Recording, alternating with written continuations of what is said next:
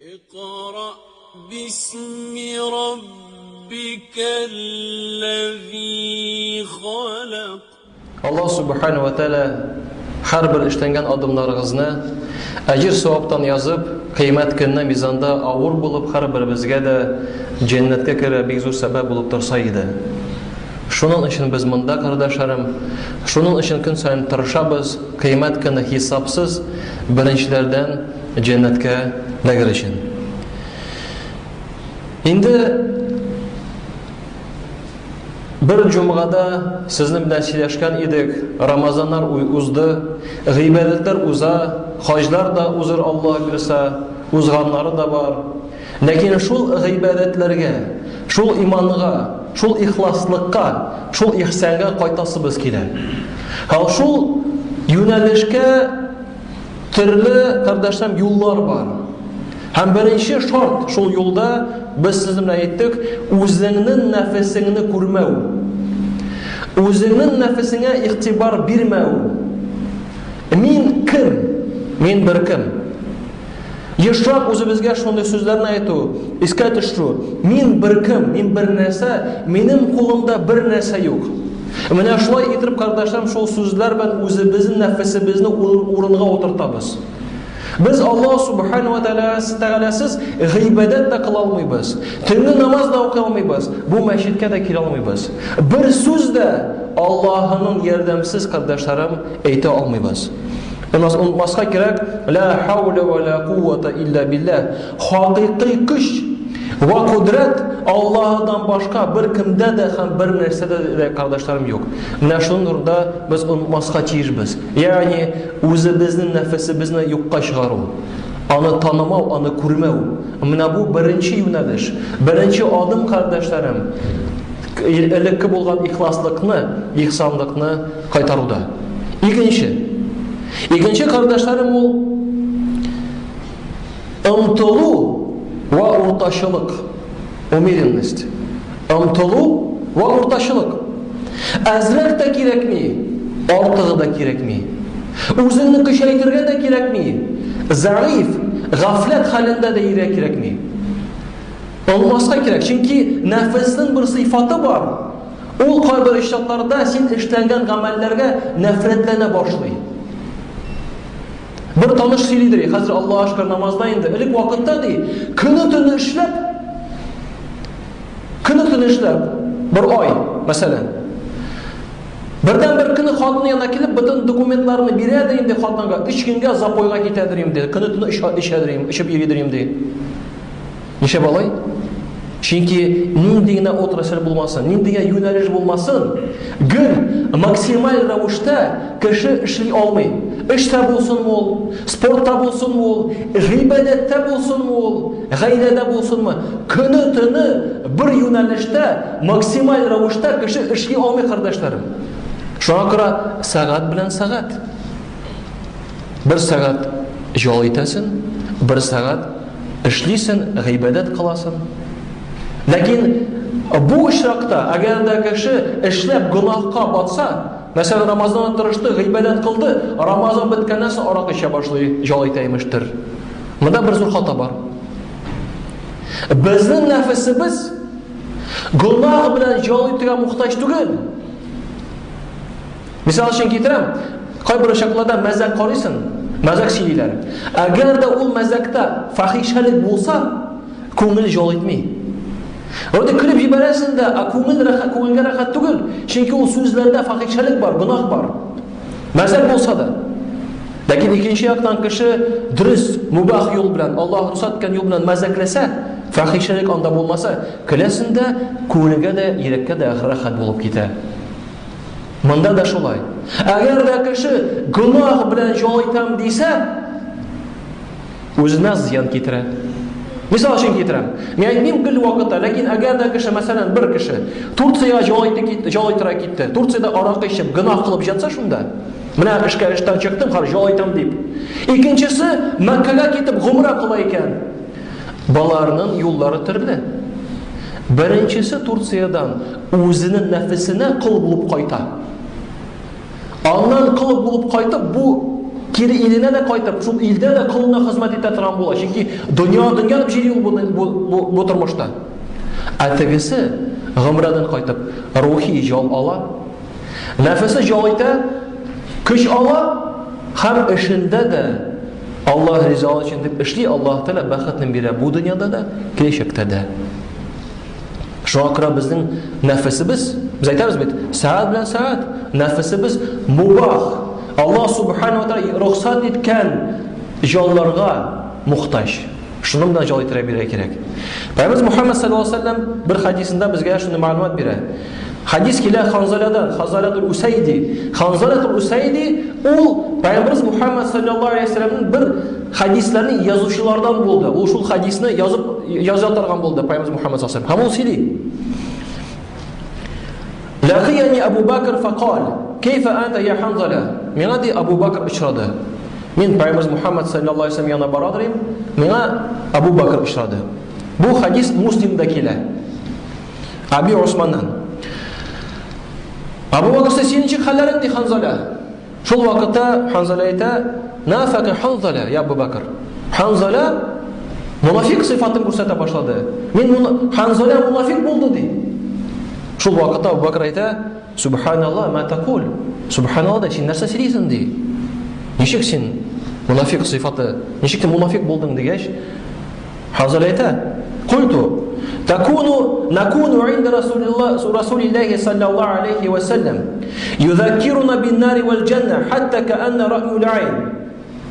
Без ди Пәйгамбер Мөхәммәд саллаллаху алейхи ва саллям янында булганда, ул безгә җәннәт белән җәһәннәм турында сөйләгәндә, карагыз нинди хискә җитәләр сахабалар. Пәйгамбер Мөхәммәд саллаллаху алейхи ва саллям җәннәт белән җәһәннәм турында сөйләгәндә, без аны күргән шикелле шул дәрәҗәдә хистә идек ди. Пәйгамбер Мөхәммәд саллаллаху алейхи ва саллям җәннәт белән җәһәннәм турында сөйли, алар шул дәрәҗәдә хисләре булган иде, хәтта күз алдыбызда җәһәннәм белән җәннәт күргән шикелле ди. Менә шундый дәрәҗәдә. فإذا خرجنا دي عن رسول الله صلى الله عليه وسلم عند Peygamberimizden gitkenden sonra دي عافسنا الأزواج والأولاد والضيعات فنسينا كثيرا. Hem biz di xatınlar bilen, balalar bilen bulup, ticarada bulup, ana tigi Peygamberimiz Muhammed sallallahu aleyhi ve sellem yanında bulgan hal turunda unutadır ekti. Unutam di şul hal turunda. Şuna göre di münafık. Abu Bakr ayta: "Fawallahi di inna la nalqa misle hada." Mende de şunda his var di. Men de şunu sezem di. Bular ikisi Peygamber Muhammed sallallahu aleyhi ve sellem yanına giderler. Onun yanına gelip ayta: "Nafaka Hanzala ya Resulullah." Ya Allah'ın elçisi Hanzala münafık buldu di. Şol vakitte Peygamber ayta: "Ma zak ve ma zaka?" Nasıl senin bilen diyecek? Ayta: "Ya Resulullah, nakunu indak tudakiruna bin-nari vel-cennet hatta ka'anna ra'yu ayn." Senin yanında bulganda di, sen cehennem bilen cennet söylegen turunda söylегәндә, biz onu күргән şekilde şunda histe. Fayda harajna, agar da di çıkıp gitsek sinden di. Afasna al-azwaj wal-awlad wad-dayaat nasina kathira. Balalar bilen, xatınlar bilen bulup, ticarada bulup işlәpti. Biz o hisni unutabız di. Şol vakitte Peygamber Muhammed sallallahu aleyhi ve sellem ayta: "Vallazi nafsi biyadi." Yani Allah bilen ant ite. Benim nefesim kolunda bulgan zat bilen ant itemin di. In law tadumuna ala ma takununa indi. Agar da siz di benim bilen bulgan vakitte şunday his bilen yürütüren bulsanız di. Ve fi zikrillah safahatkumul malaikatu ala furushikum ve fi turuqikum. Sizin bilen di. Siz karavotda buldunuzmu, yolda buldunuzmu, qaydagına bulmasanız da sizin bilen ferişteler isenleşe başlarlar idi di. Görəsməyəcək. Əgər də qil şundakı hissdə bolsan, senin bilen ferişteler isenleşip yürürlər di. Walakin ya Hanzala sa'a ve sa'a, sa'a ve sa'a, sa'a ve sa'a. Lakin di Hanzala saat ve saat di. Сағат ва сағат 3 тапқыр шуны айтты Пайғамбарымыз Мухаммад саллаллаху алейхи ва саллям. Яғни бір сағат ғайлаң белән бул, тиҗарада бул, эшләр торыш, дөнья белән машакат белән бул. А бір сағат намаз оқы, дуа кыл, Аллаһ Таалада йыла, сора, торыш гыйбадәттә. Бір сағат ғайлаң белән тормыш төзү, пожалуйста, бу дөньяда, а бір сағат ахират турында уйла.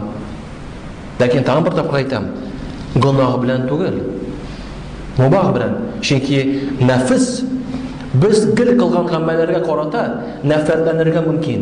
Шакира ул мубах белән, Аллаһ рөхсәт иткән гамәл белән җал итүгә, кардәшләрем, мохтаҗ.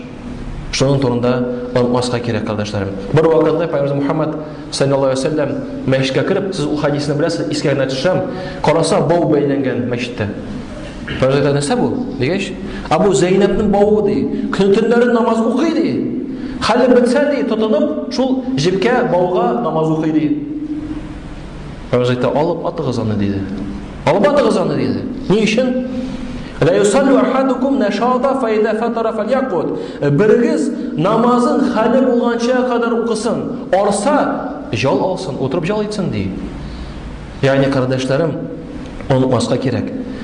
Урта шулык булырга тиеш. Омтылабыз, тырышабыз Аллаһ юлында, ләкин сәгать бер сәгать гамәл кыл, бер сәгать гыйбадәт кыл. Ике дөнья дал бар. Бу дөньяны да, ахиратны да. Шакира, әйдәгез бергә бер дуганы өйрәник.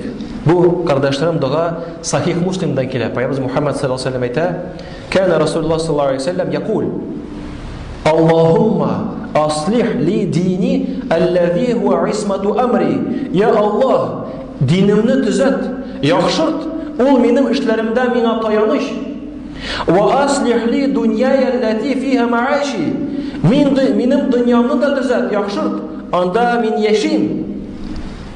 Мәсәлән, Пайгамбар Мухаммад саллаллаху алейхи ва саллям дөнья турында сорый. Пайгамбар Мухаммад саллаллаху алейхи ва саллям инде җәннәт вәгъдә ителгән зат дөнья турында сорый. Дөньядан да минем төзәт ди. Дөньяда да яхшылык бирмия. Яхшылык дөньяны дир дип әйтә. Ни өчен, кардәшләрем? Чөнки дөнья, кардәшләрем, ул ахиратның игене.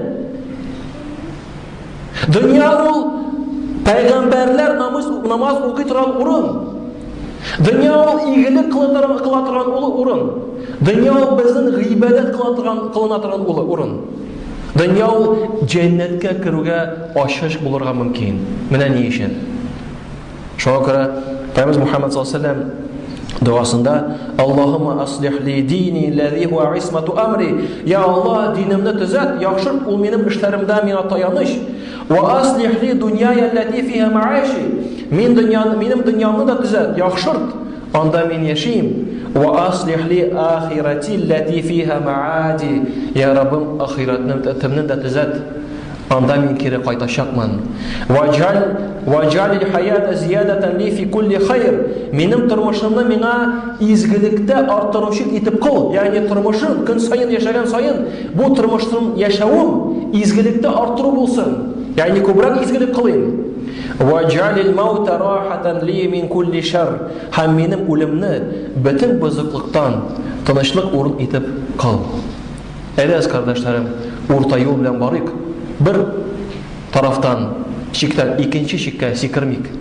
Аллаһ субханаһу ва һәр беребезгә дә шул уртачылык белән барырга бу дөньяда һәр беребезгә насыйп итсен.